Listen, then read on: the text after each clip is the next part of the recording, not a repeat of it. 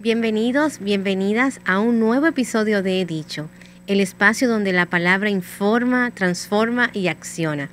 Y hoy nos encontramos con la abogada Patricia Santana, especialista en estrategias de defensa ante casos de violencia de género, violaciones y acoso sexual, por ejemplo. Y también una de las voces más álgidas en estos momentos en defensa de un código penal que apoye y que acompañe a las dominicanas. Bienvenida, Patricia. Buenas tardes, muchas gracias por invitarme a tu programa. Ay, gracias. Para nosotras es un gran honor tenerte en He Dicho, que es un espacio donde también podemos conversar sobre las situaciones que están pasando las dominicanas en estos días. El honor es mío. Y creo que estamos como en expectativa ante este sábado, ante este sábado, en lo que pueda pasar en la Cámara de Diputados. Sí, así es. Bueno, el proyecto de Código Penal que salió de la Comisión Bilateral ayer fue aprobado por el Senado de la República y se supone que hoy estaría siendo remitido a la Cámara de Diputados. Hay una expectativa de que entre mañana y el viernes se haya aprobado ya la pieza por ambas cámaras. En caso de que esa pieza conserve el estatus que han aprobado los senadores y las senadoras, ¿cuál sería, vamos a decir, el rescabamiento? ¿Cuál sería el derecho ciudadano que las mujeres dominicanas no tendríamos?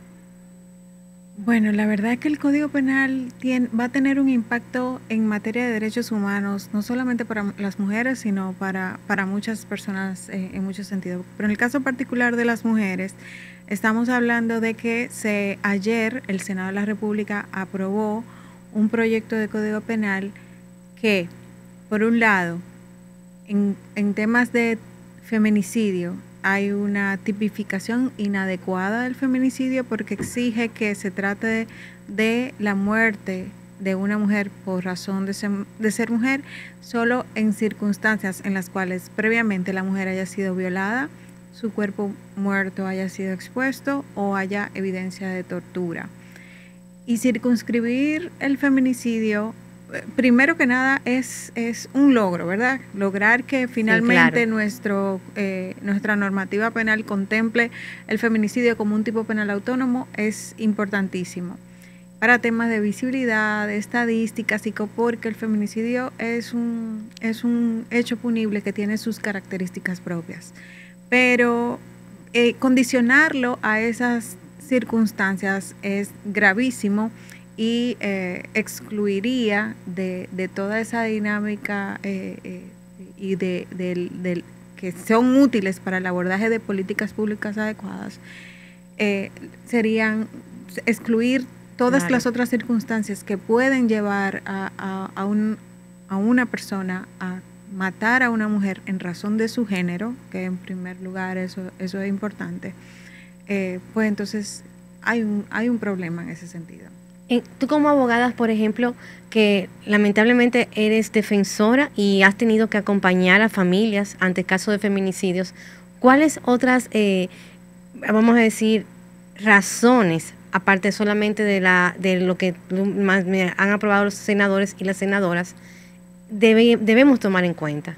El feminicidio es un tipo penal autónomo porque, primero, los bienes jurídicos que protegen incluyen los derechos humanos de las mujeres, y que son muy propios de nosotras las mujeres. Pero por otro lado, cuando hablamos de violencia hacia la mujer, y el feminicidio es la violencia más extrema hacia la mujer, estamos hablando de una violencia que se da en razón de su género. Esto implica que esas relaciones de poder que hay del hombre hacia la mujer son las que impactan en su propia vida y a raíz de las cuales se produce esa violencia. Un hombre que por celos decida matar a su pareja, pues está cometiendo un feminicidio. Y esa es una razón de género. Es una razón de género. El hecho de entiendo que tú, si no eres mía, no eres de nadie, pues entonces eso es una razón. El hecho de pensar que yo tengo el derecho de ejercer autoridad y poder sobre el cuerpo de la mujer, de alguna forma u otra, o por la razón que sea, ya convierte eso en una violencia de género y por tanto su máxima o más extrema expresión, que es el feminicidio, deriva precisamente de esas razones, de esas jerarquías de poder. Y dentro de esta caben muchísimas otras circunstancias que no exigen nada más una previa violación sexual o una exposición del cuerpo o actos de tortura. Es decir, que estos casos caerían entonces en el limbo, en un limbo jurídico. Estarían mal tipificados como otro tipo de muertes, en el caso, por ejemplo, del homicidio, que ahí entra todo lo que no es feminicidio, pero que implique la muerte de una mujer, entraría ahí. Wow. Todas las vindicaciones entonces que se han venido trabajando desde los años 70, 80, con Magali Pineda, por ejemplo, quedarían a la deriva. Este proyecto de Código Penal, y no solamente con el tema del feminicidio, también el abordaje de la violencia intrafamiliar, de las agresiones sexuales contra mujeres, de la violación sexual y otro tipo de abusos contra la libertad y la indemnidad sexual de las mujeres, están en este proyecto y van a significar importantes retrocesos, importantísimos retrocesos, y partiendo, por ejemplo, de la ley 2497, que se dictó en 1997. O sea, hace 28 años. Estamos retrocediendo lo que se aprobó en aquel momento hace 28 años. Hace 28 años, casi ya 28 años. Vamos a retroceder esos 28 años porque vamos a colocarnos en una posición peor, que ya de hecho la ley 2497 requería de una revisión y una adecuación, porque no es una ley perfecta tampoco. De hecho, nosotros necesitamos... urge que haya una aprobación de una ley integral para combatir la violencia contra la mujer. Imagínate que este código retrocede en lo que se avanzó con esa ley y eso es terrible. Terrible. Eso es terrible. Claro. Hay otros puntos, por ejemplo, con el tema de la discriminación, que eso va a impactar a todas las personas, sobre todo aquellas personas que están dentro de esas categorías sospechosas de que son históricamente y tradicionalmente vulnerabilizadas y objeto de discriminación, van a verse impactadas, porque aunque se describe el tipo penal de discriminación, y eso también lo contempla la ley 2497, además de que excluye a algunas personas, como por ejemplo las personas de la comunidad LGBTIQ, por la orientación sexual eres excluida del tema de discriminación, se incluyeron 2 párrafos que permiten que tú discrimines por libertad de expresión y por objeción de conciencia. Entonces, no tiene, es como con esos 2 párrafos se aniquila la eficacia del propio texto de la discriminación. Y eso claramente también incluye a las mujeres, porque las mujeres somos también personas que hemos sido históricamente objeto de discriminación. O sea, la desigualdad que experimentamos, la desigualdad social nos impacta también a las mujeres de manera diferenciada. Es decir, que tenemos unas condiciones legales de jure, ¿verdad? Ya totalmente, vamos a decir, legalizadas, no legítimas ante nuestra condición de ciudadanía, y que no solamente afectan a las mujeres, sino a otros grupos también vulnerabilizados. Claro, personas con discapacidad, personas que sufren discriminación en razón de su origen, de sus creencias, las personas que generalmente se encuentran dentro de esas categorías sospechosas porque han sido históricamente discriminadas. ¿Y dónde entonces se colocaría los derechos ciudadanos de los y las dominicanas con esta nueva legislación en comparación con otros países? Bueno, en esa materia, en tema lo que tiene que ver con violencia contra la mujer, hay otras violaciones también a derechos humanos en las tipificaciones que se hicieron. Por ejemplo, en el caso de la violencia intrafamiliar, Son dos cosas. Primero, se exige que para que la violencia intrafamiliar se tipifique, que haya un patrón de conducta reiterada.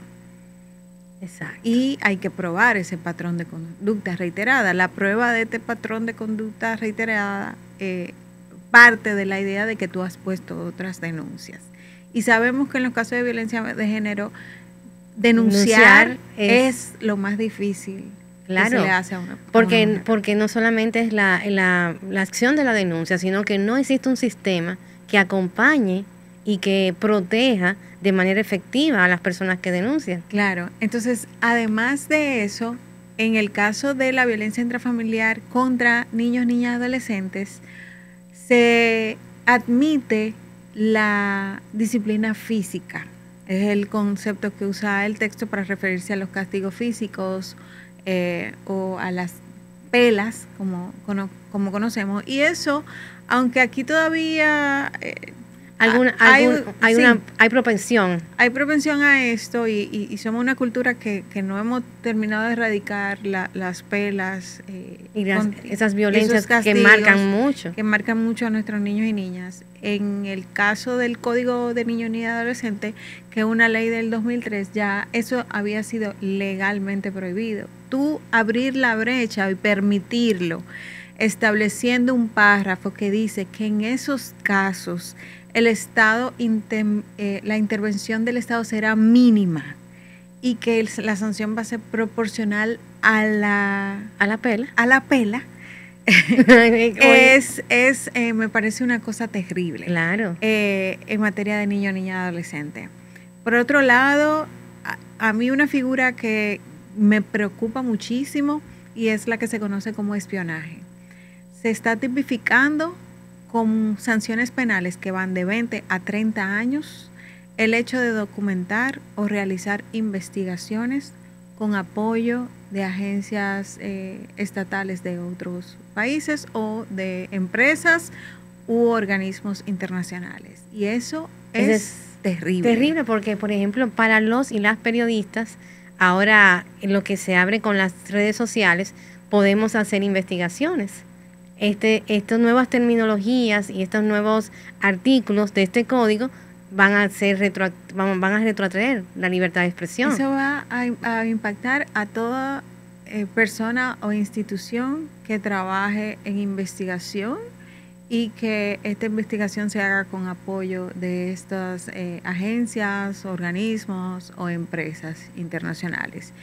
Y va a impactar mucho el derecho al desarrollo, que es un derecho humano. Claro. Va a impactar el desarrollo del país. Claro. Porque nosotros como país hemos crecido bastante, pero ha sido siempre con el acompañamiento de trabajos de investigación, del trabajo todo aquel trabajo que alimenta o que permite que ese derecho al desarrollo se traduzca a desarrollo del propio país. Entonces, yo pienso que esto va a afectar mucho la democracia porque tienen un objetivo muy claro. A mí me parece silenciar el trabajo que se hace. Silenciar la disidencia. Silenciar la disidencia, silenciar la sociedad civil, silenciar a las personas que nos consideramos defensoras de derechos humanos. Y me parece terrible que estemos pensando en esa tipificación. Cuando nosotros vemos ahora el Código Penal vigente hoy, que es un código napoleónico, y al que está mejor tipificado el espionaje ahí que en lo que se pretende proponer. Porque no hay límites para la entrega, en la propuesta no hay límites para la entrega para la realización de la investigación o los documentos. No se dice qué tipo de documento ni qué investigación, simplemente el hecho de hacer eso. ¿Y a qué tú atribuyes que senadores y senadoras han pasado varias legislaciones, varios periodos también, finalmente aprobaran una pieza tan lesiva como esta? Obviamente que detrás de esto hay ha crecido una ideología de derecha y conservadora que está en esos espacios de toma de decisiones. No me cabe la menor duda de que eso está pasando.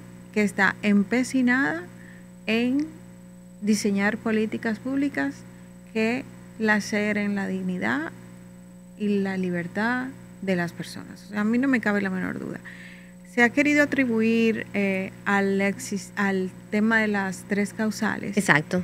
Se ha querido atribuir al tema de las 3 causales el hecho de que hoy no tengamos código penal. Pero la verdad es que siempre ha estado ahí la voluntad política y el apoyo político, sobre todo desde el 2024, porque tuvimos un código penal en el 2014, se llegó a aprobar ese código penal y luego el Tribunal Constitucional lo declaró inconstitucional por un problema del procedimiento de aprobación. Pero tuvimos un código penal durante un año que tenía las causales en el 2014. Ahora simplemente hay falta de voluntad política en reconocer que un código penal es uno de los textos normativos más importantes para proteger derechos humanos fundamentales. Así es. Desconocer los derechos, que los derechos de las mujeres y las niñas son derechos humanos fundamentales. Y son progresivos. Que ameritan una protección reforzada y que obviamente que también son progresivos como indicas. Y hay un empeño en eso, en restringir nuestras libertades, en desconocer que las personas, para poder ser todas iguales ante la ley, necesitamos una protección diferenciada según nuestras necesidades. No, y según la jurisprudencia transnacional, así se ha demostrado. Claro, así es. Y bueno, se ha empeñado en insistir que son las causales, pero no ha sido así. Ellos, de hecho, el año pasado, en el 2024, estaban todas las condiciones para que aprobaran ese código penal y al final decidieron retirar el proyecto. En mediados de julio, precisamente del año pasado, se hicieron unas vistas públicas donde asistieron más de 100 personas y organizaciones al Congreso y expresaron en su mayoría su rechazo absoluto a un código penal sin causales. Entonces quieren atribuir también a que la sociedad dominicana no quiere causales, pero no es cierto. Se han realizado estadísticas. Claro. En el 2019, Barómetro de las Américas hizo estadísticas. Untold Research hizo otras estadísticas también en el 2018 y la mayoría, en ambas, más del 60 y hasta el 70% de la población está de acuerdo con que se despenalice el aborto en 3 causales. Simplemente lo que no hay es voluntad política. Hay una necesidad, hay informaciones bastante restrictivas en cuanto al acceso a estas informaciones, precisamente porque al estar penalizado el aborto no podemos tener las estadísticas claras de qué está pasando, de qué es lo que está pasando. A quién afecta más, finalmente termina afectando a las mujeres con menos recursos. Y hay una doble moral muy fuerte, porque aquí estamos hablando de que no queremos sancionar a las mujeres que aborten. Sin embargo, en los hospitales no le estamos dando servicios de salud a mujeres migrantes o racializadas. Claro, y por ejemplo, la estamos dejando morir en sus casas. Entonces, el cierre de instituciones como CONAPOFA, que trabajaba todo lo que era la planificación, la educación sexual, también la carencia de marcos, vamos a decir, pedagógicos sobre una educación sexual integral. Entonces, todo eso, ¿verdad? Había de hecho, uno de los proyectos que se estaba estudiando ahora pretendía que se penalizara con pena de 4 a 10 años la educación sexual integral. Y lo decía así mismo. Lo decía el texto, que impartir educación sexual integral se sanciona con pena de 4 a 10 años de prisión.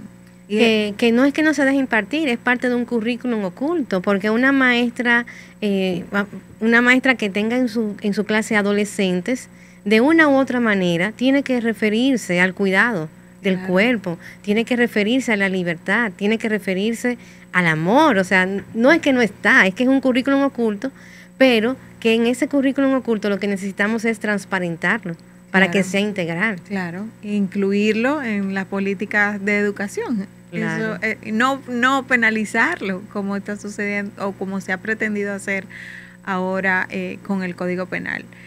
Entonces, bueno, con el tema de las causales no ha pasado porque no han querido, pero ya ellos sí se sienten bien valientes de aprobarlas, sobre todo con los cambios que se han producido en materia, en la administración de Trump en Estados Unidos. Eso parece que ha llenado de valor a nuestros legisladores y legisladoras que tienen esas ideas de ultraderecha. Y pues decidieron que van a aprobar este código a como dé lugar. Hay una voluntad política de aprobarlo sin causales y hay una voluntad política de aprobarlo con una gran cantidad de retrocesos en materia de protección y también en general, porque la idea, como te decía, hay una idea, hay una intención ahí de limitar a la sociedad civil. Hay unos textos que procuran penalizar el ejercicio del derecho a la protesta, adicionalmente, que tienen que ser, que deberían ser revisados. Se ha denunciado esto. Sin embargo, la pieza avanza quizás tal cual o incluso peor. De hecho, el proyecto que se comenzó a conocer en el Senado sancionaba el aborto apenas privativa de libertad, pero no tenía multa. Pero de la discusión de ayer, a propuesta de una propuesta que dijeron los senadores que provino de la Procuraduría General de la República, se adicionaron penas de multa, además de la prisión, pena de multa, cosa que no tenía, lo cual empeora aún más la situación de las mujeres que son objeto de persecución. Se dice que en el país no se persigue el aborto, pero eso no es cierto. Hay estadísticas, incluso el Ministerio Público tenía publicadas sus estadísticas de casos sometidos hasta octubre del 2022. Y desde el 2017 hasta el 2022 identificamos más de 60 casos, tanto de aborto como de tentativa de aborto. Y todos esos casos eran, la persecución era contra mujeres. O sea, no es cierto que no se persigue el aborto. Sí. Eso sin contar casos que a los que nosotros hemos tenido acceso porque se han hecho públicos a través del trabajo que hacen los medios de comunicación. Yo particularmente, de hecho, apoyé en el 2023 a una persona que estaba siendo perseguida por aborto cuando no había abortado y estuvo presa en las peores condiciones. Claro que esto le pasa a las mujeres solamente en situación de pobreza. Exactamente. Eso no le sucede a todas las mujeres. Son las más expuestas, son aquellas que la pobreza la coloca en tal situación de vulnerabilidad que no pueden irse del país o tener un médico de confianza que le practique un aborto seguro. Entonces una pieza como jurídica totalmente, en vez de normativa, discriminatoria. Claro que es discriminatoria. Es discriminatoria y peligra, por ejemplo, con esta pieza, el acceso, por ejemplo, a la PAE, que es la pastilla anticonceptiva de emergencia. Peligra con la forma en la que está redactada. Se le ha dicho a la gente, se le ha querido vender la idea a las personas de que hay una causal, pero no es así, no hay causales. Las causales son tres circunstancias por las cuales a la mujer o niña, ¿verdad?, no debería sometérsele a la justicia. Y que tengan el derecho de decidir, porque tampoco es una imposición de decidir si abortan o no. La primera causal que se conoce es la causal vida y salud de la mujer, que en el caso de que esté en peligro su vida y su salud, pues entonces ella tenga el derecho a decidir si desea o no practicarse. Lo que no tuvo Esperancita, por ejemplo. Lo que no tuvo Esperancita. Bueno, y muchas otras. Muchas otras Winnie, más. Muchas otras. Esa es la más común. Estamos hablando de mujeres que deseaban tener sus hijos y que llegado a un punto se determinó el riesgo de que esto representaba para su vida y no tuvieron la opción de decidir. Los médicos decidieron que no las iban a desembarazar. La otra causal es incompatibilidad de la vida del feto. O sea, cuando el feto no tenga posibilidades de vivir fuera del útero Entonces, la posibilidad de la madre, de la mujer, de decidir si continúa o no con el embarazo, lo que a su vez conlleva riesgos para su propia vida también. También. Que eso lo decía uno de los senadores, Moisés Ayala, decía que una mujer a la que obliguen a mantener el feto en su cuerpo, sabiendo que no va a sobrevivir, pone en riesgo su propia vida. Claro, y él lo explicaba muy bien eso. Y la tercera causal es en caso de violación o incesto. Que son casos que abundan en nuestro país. Y que es terrible, claro, que hay una alta tasa de embarazo de niñas y adolescentes, de las más altas de la región. Exactamente. Y se supone que una niña no da su consentimiento, una niña de 9, 10 años embarazada, que se han conocido casos, o una persona con discapacidad que de repente tiene un embarazo, claramente estamos hablando de una violación sexual. Exacto, claro. Y obligar a llevar un embarazo a término a una niña, todo lo que eso implica para su propia vida. Primero, ella es la víctima de un hecho horroroso, es víctima de ese hecho horroroso, que no tenga la posibilidad una mujer de decidir cuando ha sido violada, si continúa o no con el embarazo producto de ese hecho horroroso. Y encima de eso, que hay unos temas ahí de paternidad que no están, que no están regulados, que la obligan a tener contacto con quien engendró esa criatura, que fue la persona que la agredió. O sea, claro, y cómo le cambia la vida a esa niña, porque tiene que cambiar de escuela, tiene que cambiar de horario de escuela. Claro, en el caso de la niña estamos hablando de que si es que continúa estudiando, porque hay una alta tasa de deserción de las escuelas precisamente producto de estos embarazos, lo que se traduce también en una profundización de la pobreza, de la situación de pobreza en la que probablemente ella se encuentra, y la exposición a mucha más violencia. Exacto. En caso de que adicionalmente tenga que verse obligada a convivir con su agresor, lo cual pasa mucho aquí. Hay países que esto ha sido aprobado y las mujeres cuentan con un marco jurídico que las protege ante estas causales. ¿Cómo es la vida en esos países para las mujeres, a diferencia de lo que nos espera a las dominicanas? Bueno, lo primero es que eso permite, en los países donde está regulado el aborto por causales o por plazos también, o donde está despenalizado el aborto, permite que de entrada permite que el Estado adopte las políticas públicas para garantizar el acceso a un aborto seguro. Clínicas, especialistas, clínicas, psicólogos, o sea, todo un acompañamiento. Claro, totalmente.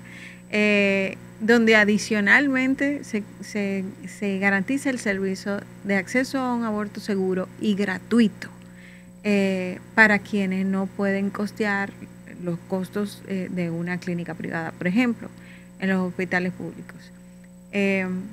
Y partiendo de ahí, se abre una cantidad de posibilidades que lo que buscan es garantizar acceso a un aborto seguro, donde la vida de las mujeres no esté en riesgo, donde puedan tener el derecho a decidir.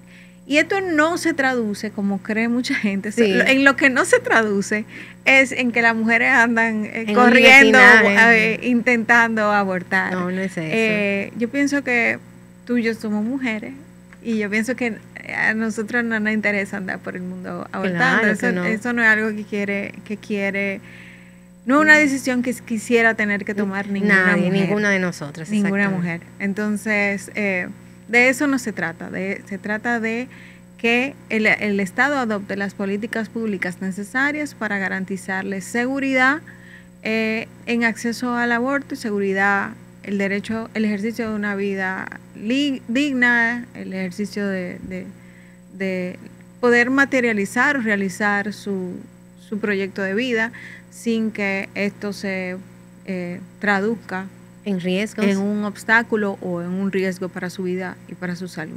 Algunas juristas señalan que vamos a tener entonces en una ley aparte todo el tema de la violencia de género y también de las 3 causales. ¿Qué tú opinas sobre eso? Yo pienso que si no hemos querido, ¿cuántos años se tiene discutiendo el Código Penal? Bueno, si no hemos querido aprobar un Código Penal donde todo eso esté adecuadamente tipificado, no es verdad que vamos a tener pronto una ley integral de violencia o una ley de interrupción del aborto por causales. Eso no es verdad. exacto. Hay que ser realista, esa no es la verdad. No hay interés en eso, porque si no, tanto han dicho, yo tengo años escuchando que van a hacer una ley especial, pero ¿dónde está la ley especial? Exacto. ¿Cuándo la van a discutir? ¿Por qué no la discuten en lo que se decide en lo del código? ¿Por qué no discuten eso? Es mentira. Es mentira. No, a mí no me parece, pero que haya la intención en este Congreso. Ahora, yo sí pienso que eso es una urgencia. Claro. Dictar una ley integral que aborde el problema de la violencia en este país. Debería ser dictada ahí mismo cuando aprueben el código, aquí está la ley. Porque Claro. las mujeres van a quedar en un limbo, las niñas van a quedar en un limbo, las adolescentes. Claro, hay las tipificaciones. Ellos han tenido la posibilidad de agarrar lo que se necesita y colocarlo en el Código Penal, pero con unas descripciones adecuadas, garantizando la protección adecuada, pero no han hecho este ejercicio. Lo que ha hecho es ese documento, el que se está discutiendo ahora que pasa a la Cámara de Diputados, es un reflejo de la cultura machista Patriarcal. apropiada de ese Congreso. Se ha apropiado del Congreso. La cultura machista está más que nunca. Este sistema patriarcal y ese machismo y la misoginia tomaron el Congreso, hicieron de este su hogar en este momento. Pero yo creo que eso es un hogar de paso. Yo creo que ese es un hogar de paso. Yo quiero pensar Exacto. que la República Dominicana va a tener la posibilidad de ser más consciente en sus procesos de elección, de no dejarse engañar, porque yo creo que también ha habido un poquito de eso, sí. Nos han engañado. Y como activista, ante este panorama, ¿cuáles serían las estrategias que tú nos recomendarías? Bueno, seguir en pie de lucha. Yo pienso que hay que estar en la calle. Esto es una conversación que se debería tener en todos los espacios que sea posible, todos los días. Sí.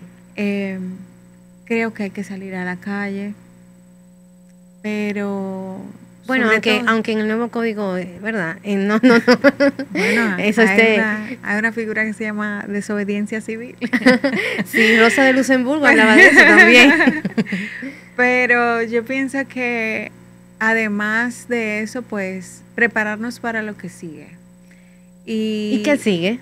Bueno, si este proyecto se aprueba así como está, con todo, yo pienso que el Tribunal Constitucional, lo he dicho en otros espacios, va a tener muchísimo trabajo, porque yo solamente te he hablado de algunas de las cosas que afectan a las mujeres de manera particular, pero el proyecto tiene muchos vicios. Sí. Yo he tenido la oportunidad de verlo. Los últimos 5 años he estado trabajando con todos los proyectos que han presentado, y particularmente. Sí, porque eres abogada constitucionalista también. Sí, pienso que el Tribunal Constitucional va a tener la posibilidad de revisar todos esos aspectos que vician esta propuesta, que aparentemente va a salir así de la Cámara de Diputados, y que aparentemente el Poder Ejecutivo tiene la intención de promulgar sin observar. ¿Ya está preparado ese documento que se le llevará al Tribunal Constitucional para que lo objete? Estamos preparándonos para eso. Claro. Estamos preparándonos para eso. Yo no pienso que va a ser un objeto, vuelvo y te digo. Creo que diferentes organizaciones de diferentes sectores tendrán deseos o intereses de que el Tribunal Constitucional revise distintos aspectos de la pieza. O sea que por eso pienso que va a haber mucho, que van a tener mucho trabajo los jueces. Pero claro, una de ellas va a ser por lo menos lo relativo a las causales y también lo relativo al abordaje de la violencia contra la mujer. Esa ausencia de perspectiva de género que tiene ese documento creo que va a tener que ser revisada por el Tribunal Constitucional y en efecto sí nos estamos preparando para lo que vendría, que sería eso. Bueno, tenemos un plazo de 4 días antes de que la Cámara de Diputados pueda refrendar o no la pieza de un posible código penal. ¿Qué les recomendarías a los diputados y a las diputadas? Porque ellos ahora tienen en sus manos la vida de muchas dominicanas y muchos dominicanos. La Cámara de Diputados ahora tendría la oportunidad de realmente, si tienen intención de entregar al país un código adecuado a las necesidades actuales, tomando en consideración, por ejemplo, la violencia contra la mujer, la violencia de género, la violencia intrafamiliar, son los delitos más denunciados en este país. Tienen en sus manos la posibilidad de aprobar un proyecto que pueda o permita que se adopten las políticas públicas adecuadas para combatir la violencia intrafamiliar y para sancionarla adecuadamente. Tienen un documento, la posibilidad de aprobar un documento que garantice vida, salud, dignidad, acceso al ejercicio de todos sus derechos humanos fundamentales que se pueden ver afectados en una mujer cuando no tiene acceso a la salud sexual y reproductiva. Tienen la oportunidad de revisar todo eso. Yo pienso que es un espacio para pensar en las personas, para pensar que esto es un proyecto para las personas, para pensar que en algún momento ellos no van a ser diputados y diputadas. Y pueden tener algunas situaciones. Y pueden verse impactados por ese proyecto, porque es muy, muy bonito verse desde arriba a decidir para los que están allá. Verse desde este lado de la acera, poder. Pero en algún momento van a estar en la acera de enfrente. Claro, porque somos democracia. Porque somos una democracia. Entonces, y aún no fuéramos una democracia, los papeles cambian. Sí. Es así. Es la así. sociedad es así. Se mueve. Entonces, esta es una oportunidad de pensar en que están legislando para la dignidad de las personas, para la libertad de las personas, para garantizarles la protección que merecen por parte del Estado y no para dejar plasmadas creencias personales si estas creencias personales se alejan de garantizar derechos a la colectividad. Sabes que hace casi, 103 años fue cuando las mujeres dominicanas se unieron en torno a la ciudadanía. Y uno de los temas que más abordaban ellas eran las reformas, los códigos, las legislaciones que le iban a hacer de una u otra manera ciudadanas. Uno de los movimientos más importantes fue cuando se hizo la Cruzada de Mujeres Hispanoamericanas, que se gestó desde España, pero que abarcó hasta Argentina. Y ellas llevaban importantes artículos y revisaron los códigos en los cuales las mujeres no eran ciudadanas o no tenían derechos o les afectaba. Hicieron un documento y lo terminaron firmando, he dicho aquí, las maestras. Me gustaría conocer, tú he dicho, ante esta situación que rememora mucho a lo que ya vivimos hace 103 años.